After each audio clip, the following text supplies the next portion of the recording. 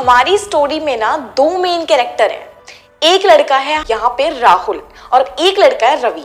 दोनों एक ही क्लास में थे, एक ही साथ पढ़ते थे, एक ही स्कूल में, और उनके आने वाले थे एग्जाम।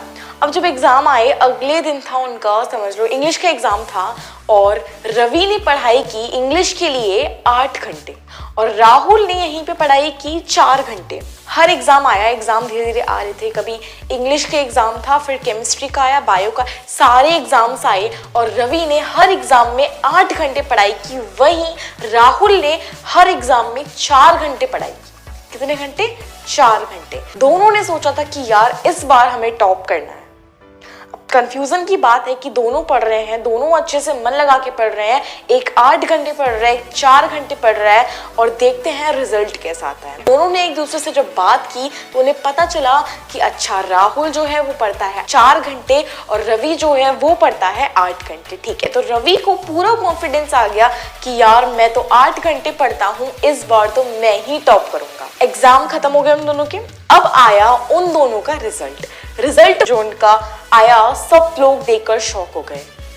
रवि जो था, जो 8 घंटे पढ़ता था, उसकी आई थी 85%। राहुल जो कि 4 घंटे पढ़ता था, उसकी यहाँ आई थी 95%। ये देखकर सब लोग शॉक हो गए कि ये कैसे। रवि बहुत ज्यादा डिसअपॉइंट हो गए कि यार 8 घंटे 8 घंटे मैं रोज पढ़ाऊं, उसके बावजूद मेरी इतनी परसेंटेज कम कैसे रह गई। वो गया राहुल के पास, उसने बोला कि यार तू तो सिर्फ 4 घंटे पढ़ता था, तेरी इतनी परसेंटेज कैसे आ गई, मेरी तो 8 घंटे पढ़ के भी नहीं आ पाई। फिर राहुल ने उसको बताया एक मेथड के बारे में। उस मेथड से ना तू एग्जाम से पहले 4 घंटे क्या, सिर्फ 3 घंटे में भी अपनी पूरी प्रिपरेशन करके 95% ला सकता है।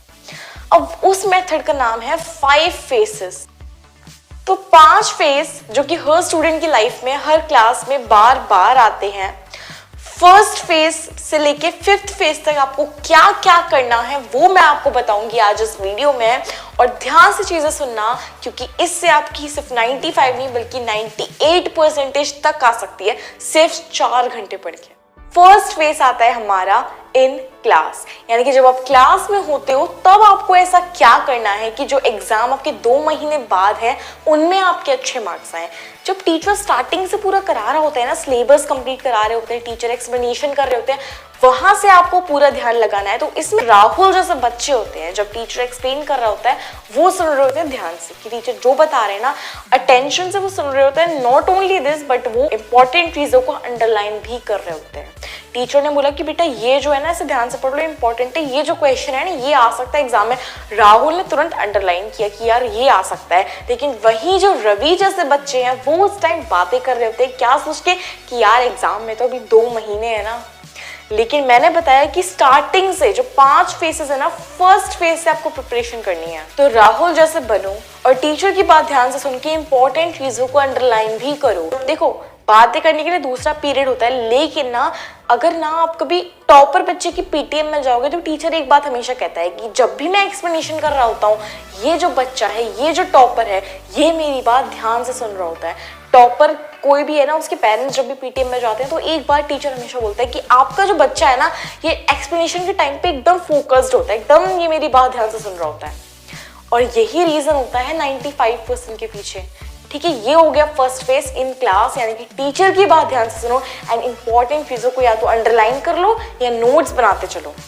सेकंड फेज आता है हमारा आफ्टर क्लास, कि यार क्लास हो गई हमारी, अब हमें क्या करना है घर पे जाकर। अब घर पे जाकर क्या करना है तुम लोगों को कि जो चीजें तुमने अंडरलाइन की हैं उनको पढ़ो। जो चीजें तुमने अंडरलाइन की थी आज क्लास में, जो टीचर ने पढ़ाया था, उनको फिर से पढ़ो, फिर याद करो कि हाँ टीचर ने ये बताया था। ये उस टाइम जब तुम लोग दोबारा पढ़ रहे हो ना, वो चीजें तुम्हारे माइंड में रह जाने वाली हैं हमेशा के लिए। ठीक है, एक बार तुमने क्लास में सुन लिया वो चलो ठीक है, लेकिन जब तुम घर पे आके अपनी अंडरलाइन की हुई चीजों को फिर से पढ़ते हो ना, तो वो दिमाग में बैठ जाती है। मैं सीरियसली बोल रही हूँ, मैंने खुद ट्राई किया है। तो जब घर पे आते हो तो अंडरलाइन जो चीजें की है ना, तुमने अंडरलाइन ही की थी, सिर्फ पूरा चैप्टर पढ़ने की तुम्हें जरूरत नहीं है क्योंकि तुमने अंडरलाइन किया है। अब फटाफट से जो तुमने अंडरलाइन किया था ना, उसको एक बार तुम लोग रिवीजन मारो, उसको एक बार फटाफट से सारा पढ़ लो। 2 फेसेस हो गए हैं, इन क्लास आफ्टर क्लास। समझ आ गया क्या क्या करना है। थर्ड फेस आता है हमारा बिफोर एग्जामिनेशन। बिफोर एग्जाम, यानी कि क्लास के बाद और एग्जाम से पहले। वो नहीं एग्जाम से एक दिन पहले नहीं, एग्जाम से एक महीने पहले, ठीक है। तो एग्जाम से एक महीने पहले या 2-3 हफ्ते पहले जो भी है, तुम्हें क्या करना है कि जो तैयारी तुम एग्जाम के एक दिन पहले करते हो ना, वो सारी तैयारी तुम अभी एक महीने पहले कर लो। तुम समझ लो कि कल तुम्हारा एग्जाम है और सारा जो है ना क्वेश्चन आंसर होते हैं, तुम्हारा जो भी है क्वेश्चन आंसर, गिव रीजन होते हैं, कितनी सारी चीजें आती हैं। केमिस्ट्री फिजिक्स में 300-400 क्वेश्चन आ जाते हैं यार 3-4 चैप्टर्स में। तो वो सारे तुम एग्जाम से एक दिन पहले तो ऑफकोर्स नहीं कर सकते हो ना, तो वो सब तुम पढ़ो, ठीक है। सारे तुम्हारे जितने भी क्वेश्चन आंसर 2-3 दिन तुम केमिस्ट्री को दो, 2-3 दिन फिजिक्स को दो, 2-3 दिन ज्योग्राफी को दो, ऐसे करके हर सब्जेक्ट को 2-3 दिन दो। और तुम दे सकते हो क्योंकि एक महीना है ना अभी तो एग्जाम्स में, है ना। तो सारे सब्जेक्ट्स को 2-3 दिन दो, और जो 300-400 क्वेश्चन जो भी है ना, हर एक क्वेश्चन को एटलीस्ट 3-4 बार पढ़ो, क्योंकि तुम्हें समझ आ चुका है, जो टीचर ने बताया तुम्हें क्लास में आ चुका है, तुम्हें रटने की जरूरत तो है नहीं, है ना। तो अब उनको जो है तुम क्या कहते हैं, वहीं जहां रवि जैसे बच्चे सोच रहे होते हैं कि यार अभी तो एग्जाम में एक महीना है ना, वहीं राहुल जैसे जो बच्चे होते हैं वो क्या कर रहे होते हैं, वो उस टाइम में रिवीजन कर रहे होते हैं, क्योंकि एग्जाम से एक महीने पहले बेटर रिवीजन हो जाता है। वो मुश्किल जो क्वेश्चंस होते हैं ना, एक चीज सुनना, जो मुश्किल क्वेश्चंस होते हैं ना, उनको वो लोग अच्छे से रिवीजन मार लेते हैं, अच्छे से। जबकि रवि जैसे बच्चे मुश्किल चीजों को तो छोड़ के चले जाते हैं कि ये तो मुझे देखना ही नहीं है, मुश्किल है, पहाड़ में जाने दो। लेकिन वहीं राहुल जैसे बच्चे मुश्किल चीजों को एक महीने पहले ही कर लेते हैं कि ये मुश्किल है, अभी 3-4 बार कर लेता हूँ, पेपर से पहले सिर्फ एक बार पढ़ूंगा। समझ रहे हो, एग्जाम से एक महीने पहले पूरा रिवीजन कर लो, समझ के कि तुम्हारा तो 1-2 दिन में एग्जाम है, ये समझ के तुम लोग रिवीजन मार लो जल्दी से। 4th फेज आता है हमारा 1 डे बिफोर एग्जामिनेशन। एक दिन पहले तुम्हें क्या करना है। अब देखो, यहाँ ना तुम्हें कुछ भी नहीं करना। जहां रवि जैसे बच्चे सोचेंगे कि अब आगे एग्जाम, कल एग्जाम है, आज तैयारी करनी है, आज मुझे सब कुछ करना है और फिर मुझे टॉप करना है, ये सोचेंगे रवि जैसे बच्चे। वहीं राहुल जैसे बच्चों का क्या रहता है कि यार मैंने तो सारा पढ़ लिया है, आज तो मुझे कुछ पढ़ना ही नहीं है, आज तो मैं रिलैक्स करूंगा, थोड़ा बहुत जो है रिवीजन करूंगा। एक चीज बताओ, तुम्हारी केमिस्ट्री, फिजिक्स, बायो जैसे जो तुम्हारे सब्जेक्ट्स होते हैं, तुम्हारे 300-400 क्वेश्चंस हैं, तुम एग्जाम से एक दिन पहले कर लोगे 300-400 क्वेश्चन? लगता है तुम्हें? जब टीचर एक्सप्लेन करा था क्लास में, तब तुम लोग बातों में पड़े हुए थे, तुमने खुद नोट्स बनाए नहीं है, तुमने एग्जाम से एक महीने पहले पढ़ा नहीं है। तुम एग्जाम से पहले 8 घंटे पढ़ लो या 12 घंटे पढ़ लो या 24 घंटे पढ़ लो, तुम लोग नहीं कर पाओगे यार। अब देखो, 8 घंटे पढ़ा वो कैसे, मुझे कुछ समझ तो आया नहीं था, अब समझ नहीं आया, वो क्या सोचेगा, अब मैं समझूं इसे, किससे समझूं, अब मुझे कौन समझाएगा। उस टाइम जब टीचर समझाया था तुमने समझा नहीं, अब कौन समझाएगा। तो अब वो क्या करता है, रट्टाफिकेशन।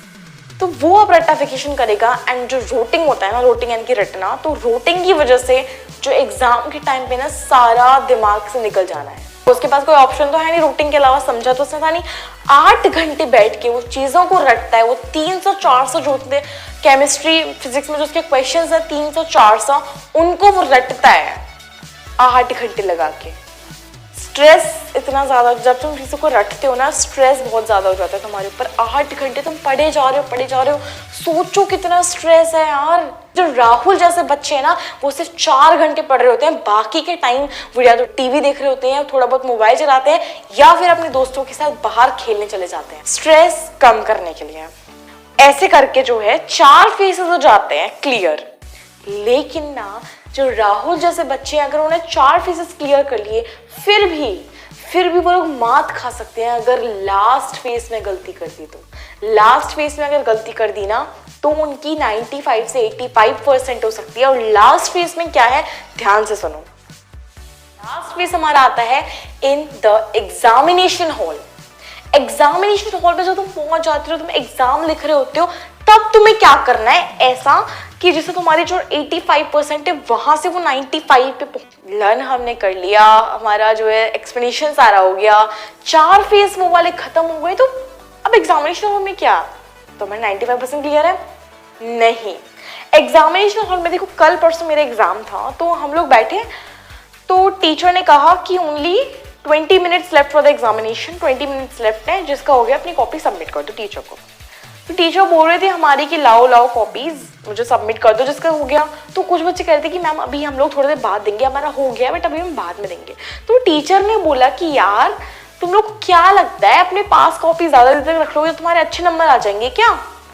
ये चीज जो वर्ड्स जो टीचर ने बोले ना कि यार तुम लोग ज्यादा देर तक अपने पास कॉपी रखोगे तो तुम्हारे ज्यादा अच्छे नंबर आ जाएंगे क्या, एकदम सही बोला है। ज्यादा देर तक कॉपी अपने पास रखो, ये जो रहता है ना कि हमारा हो गया ma'am low I have done. अगर तुम्हारे टाइम है, तुम्हें 3 घंटे मिले हैं अगर, तो आराम से करो। अब तुम्हारा एग्जाम हो गया तो ये नहीं है कि हो गया टीचर लो आप कॉपी ले लो।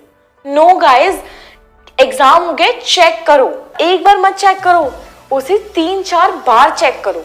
सबसे पहले क्वेश्चन पढ़ा आंसर पढ़ा, हाँ ये सही है, क्वेश्चन पढ़ा आंसर पढ़ा, क्वेश्चन पढ़ा आंसर पढ़ा, ये चेक करो। उसके बाद गिनो कि अगर इस क्वेश्चन में बोला है अटेम्प्ट 10 क्वेश्चंस तो मैंने कितने किए, 10 ही किए हैं ना, ये चीज देखो।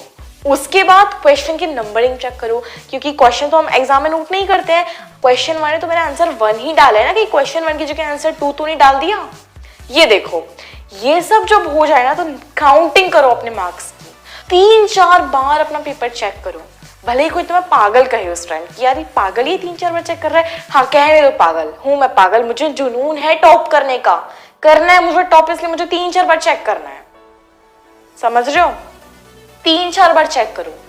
और फिर अगर तुम लोग वाइटनर यूज करते हो ना तो एक बार ध्यान से लास्ट में चेक कर लेना कि कहीं वाइटनर तो नहीं लगा छोड़ दिया, अभी तुम्हें उसके ऊपर वापस लिखना था वाइटनर लगाया, उसके बाद तुम्हें लिखना था कुछ तुम भूल गए। हमेशा चेक कर लेना, 3-4 बार अपना पेपर चेक करो। 5 फेसेस जब कंप्लीट होते हैं, 5 फेसेस में तुम्हें ये सब करना है और तब जाकर तुम रवि से राहुल बन सकते हो। एक चीज और बता देती हूँ, अगर तुम्हारे टीचर हैं, अगर वो जो एक्सप्लेन कर रहे हैं तुम्हें नहीं समझ में आ रहा है, उस टाइम तुम्हारा मन क्लास में नहीं लग रहा है, तो तुम लोग खुद रीड कर सकते हो। केमिस्ट्री फिजिक्स तो तुम्हें क्लास में ध्यान देने की जरूरत है, साइंस में सीरियसली केमिस्ट्री फिजिक्स बायो में, लेकिन ज्योग्राफी हिस्ट्री इंग्लिश उन सब के लिए ना, अगर तुम्हारा क्लास में बहुत बोरिंग लग रहा है कि यार हिस्ट्री ज्योग्राफी सिविक्स ये सब बहुत बोरिंग लगता है, अगर तुम्हें बोरिंग लग रहा है ना तो तुम लोग खुद रीड करो, घर पे अपने आप रीड करो और इंपॉर्टेंट चीज़ों को अंडरलाइन करो। जब अपने आप रीड करते हैं ना तो चीज़ें इंटरेस्टिंग लगने लगती हैं। और अगर तुम लोग कहोगे कि यार इंग्लिश नहीं समझ में आती है, इंग्लिश की टेंशन मत लो, मेरी जाके वाली वीडियो देखो। इंग्लिश ना तुम लोग सिर्फ 1 हफ्ते में सीख सकते हो, और फिर ना इंग्लिश सीखने के बाद हिस्ट्री क्या है, ज्योग्राफी क्या है, सारा तुम खुद रीड कर सकते हो। और चैनल को मेरे को सब्सक्राइब कर देना।